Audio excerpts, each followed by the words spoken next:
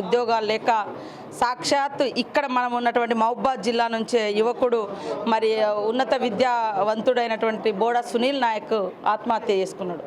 కానీ ఈరోజు కాంగ్రెస్ ప్రభుత్వం వచ్చిన నాటి నుంచి సీఎం రేవంత్ రెడ్డి గారు యువతకు సంబంధించినటువంటి అన్నీ కూడా ఉద్యోగాలు ఇస్తూ వస్తున్నారు.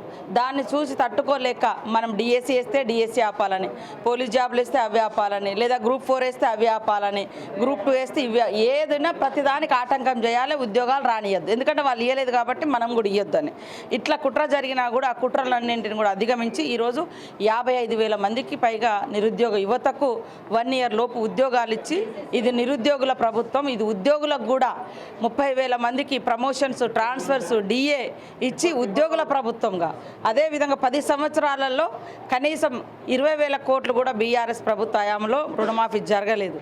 కానీ ఈరోజు ఏకకాలంలో మరి 21,000 కోట్ల రూపాయలు రుణమాఫీ చేసి 23 లక్షల మందికి పైగా రైతులకు మరి విముక్తి కల్పించినటువంటి ప్రభుత్వం.